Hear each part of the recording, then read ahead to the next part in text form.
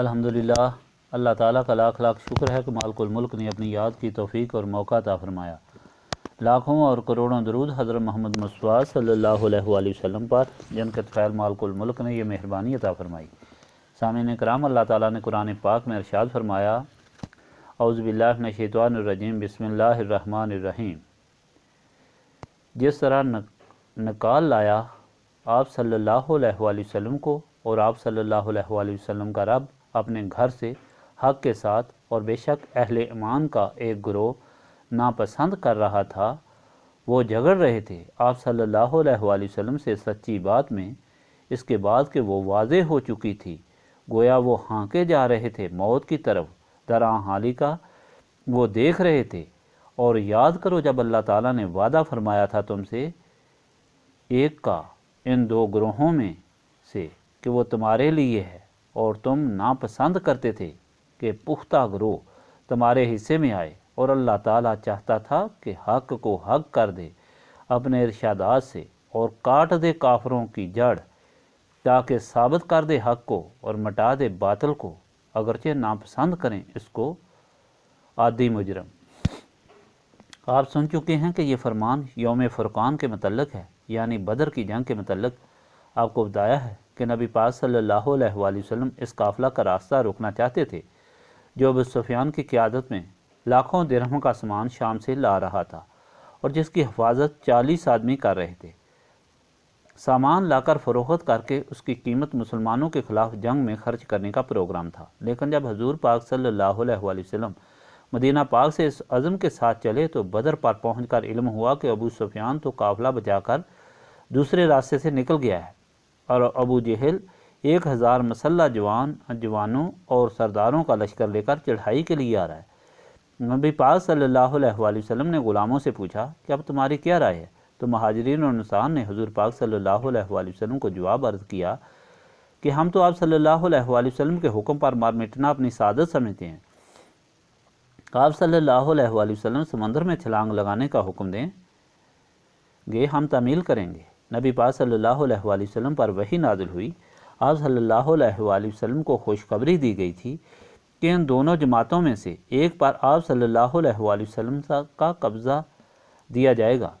یعنی ایک وہ گروہ جو ابو سفیان کے ساتھ مال لا رہے تھے، اور دوسرا یہ لشکر جو جنگ کے لیے آ رہا تھا۔ نبی پاک صلی اللہ علیہ وآلہ وسلم نے اپنے غلاموں سے مشورہ کے بعد لشکر کا مقابلہ کرنے کا فیصلہ کیا، کیونکہ اس لشکر کی شکست کفار کی ہمیشہ کی شکست تھی اور مسلمانوں کی ایک زبردست قوت کا ظاہر ہونا تھا۔ چانچہ بدر کا میدان حضور پاک صلی اللہ علیہ وآلہ وسلم نے پسند فرمایا، اور غلاموں کو بتا دیا کہ آج تمہاری فتح ہوگی، اور فلاں فلاں کافر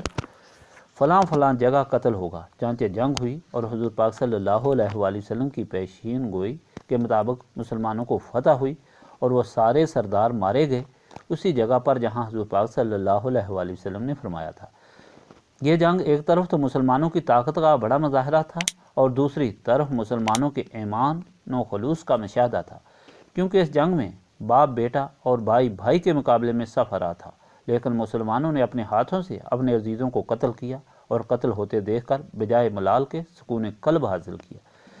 جب حضور پاک صلی اللہ علیہ وآلہ وسلم نے صحابہ کرام رضوان اللہ تعالیٰ علیہم اجمعین کو حکم دیا کہ لاشوں کو دھکیل کر نزدیک کے اندھے کنویں میں گرا دیا جائے، اور صحابہ کرام رضوان اللہ تعالیٰ علیہم اجمعین نے ان کو لکڑیوں سے دھکیل کر کنویں میں گرانا شروع کیا، تو حضور پاک صلی اللہ علیہ وآلہ وسلم کے نوجوان غلام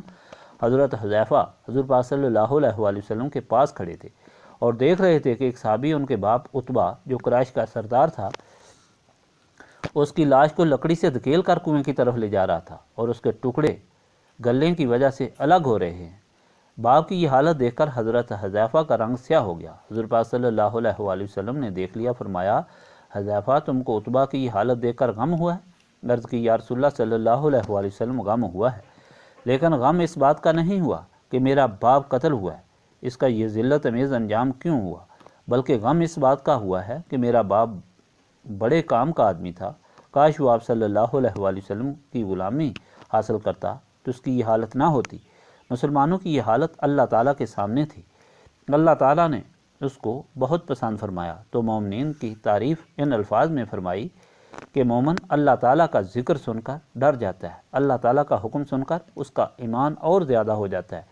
اور مومن اور کسی سے نہیں ڈرتا، اللہ تعالیٰ پر توکل رکھتا ہے، اللہ تعالیٰ کی بارگاہ میں سجدے کرتا ہے اور اپنا مال اللہ تعالیٰ کے راستے میں خرچ کرتا ہے، اور ایسے مومن کو اللہ تعالیٰ اعلیٰ درجہ عطا فرماتا ہے، اس کی خطائیں معاف فرماتا ہے اور اسے اعلیٰ رزق عطا فرماتا ہے۔ یہ فرمان گویا مومن کے لیے ایک سند بن گئی۔ آج کا فرمان بھی اسی تاریخ کا تسلسل ہے۔ اللہ تعالیٰ فرما رہا ہے کہ دیکھو اللہ تعالیٰ کے حکم میں تم سب کی اچھائی اور بہتری ہے۔ جب آپ صلی اللہ علیہ وآلہ وسلم نے ابو سفیان کے قافلے کا پیچھا کرنے کے بجائے لشکر جرار کا مقابلہ کرنے کا فیصلہ کیا تو بعض لوگ بہت خفا تھے کہ مال و دولت کو چھوڑ کر موت کو گلے لگانے کا فیصلہ کیوں کیا گیا، لیکن چونکہ اللہ تعالیٰ کا حکم تھا جو آپ صلی اللہ علیہ وآلہ وسلم نے سنایا تو سب کو تمیل کرنی پڑی، اور اس کا نتیجہ یہ نکلا کہ کفار کی کمر ٹوٹ گئی اور ہمیشہ کے لیے ان کا غرور اور تکبر خاک میں مل گیا اور مسلمانوں کی عزت کا بول بالا ہو گیا۔ باقی ماندہ کفار کے دلوں میں مسلمانوں کا ڈر اور خوف بیٹھ گیا، سارے سردار جو لوگوں کو جنگ کے لیے ابھارتے تھے خاک میں مل گئے۔ یہ سب سے بڑی دولت تھی اور جو اللہ تعالیٰ کے حکم کی تعمیل کرنے میں ملی، ورنہ اگر ابو سفیان والے قافلے کا پیچھا کیا جاتا تو یہ لشکر مدینہ پاک کو تہ و بالا کر دیتا اور وہ قافلے والی دولت بھی واپس لے جاتا۔ گویا یہ ثابت ہو گیا کہ جو اللہ تعالیٰ کا حکم ہوتا ہے بہتری اسی میں ہوتی ہے۔ اب مال غنیمت کے لیے جس کا لوگ رسول پاک صلی اللہ علیہ وآلہ وسلم سے پوچھتے تھے کہ کس طرح تقسیم ہوگا، جس نے جو لے لیا وہی مالک ہے یا سب کو ملے گا؟ بعض لوگ ایسے تھے جنہوں نے جہاد میں مقابلہ کیا، مال ان کے ہاتھ لگا، بعض ایسے تھے جو حفاظت کے لیے پیچھے مقرر کیے گئے تھے، وہ مال نہ لے سکے۔ حصہ تو سب نے جنگ میں لیا اور سب نے اپنا عمل نبی پاک صلی اللہ علیہ وآلہ وسلم کے حکم کے مطابق سر انجام دیا۔ اللہ تعالیٰ نے جب یہ فیصلہ کیا کہ یہ مال اللہ تعالیٰ کا ہے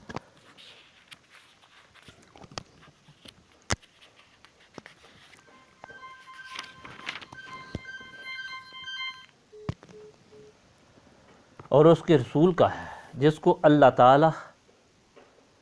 یا رسول چاہیں دیں یا نہ دیں، تو اس وقت بعض لوگوں کے دلوں میں یہ خیال اس طرح پیدا ہوا جس طرح ابو سفیان کے قافلے پر حملہ کرنے کے لیے ہوا تو اللہ تعالیٰ کا حکم ہوا کہ جس طرح اس وقت اللہ تعالیٰ کا حکم ماننے میں فائدہ ہوا،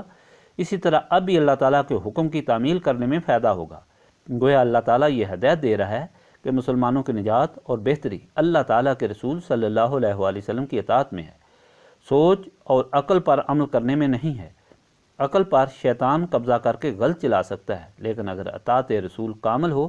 تو نسبت رسولی صلی اللہ علیہ وآلہ وسلم سے دل و دماغ منور ہوتے ہیں اور شیطان کے اثر سے پاک ہوتے ہیں۔ اس لیے نسبت رسولی صلی اللہ علیہ وآلہ وسلم مسلمان بننے کی پہلی شرط ہے اور اسے یاد الہی سے حاصل کیا جا سکتا ہے۔ اللہم صلی علی سیدنا محمد وعلی آلہ وصحابہ صلاۃ تکون لنا امان من کل خوف، لا الہ الا انت سبحانک انی کنت من الظالمین۔ ربنا آتنا فی الدنیا حسنۃ وفی الآخرۃ حسنۃ وقنا عذاب النار۔ استغفر اللہ العظیم الذی لا الہ الا هو الحی القیوم واتوب الیہ۔ استغفر اللہ العظیم الذی لا الہ الا هو الحی القیوم واتوب الیہ۔ استغفر اللہ العظیم الذی لا الہ الا هو الحی القیوم واتوب الیہ۔ ربنا تقبل منا انک انت السمیع العلیم وتب علینا انک انت التواب الرحیم۔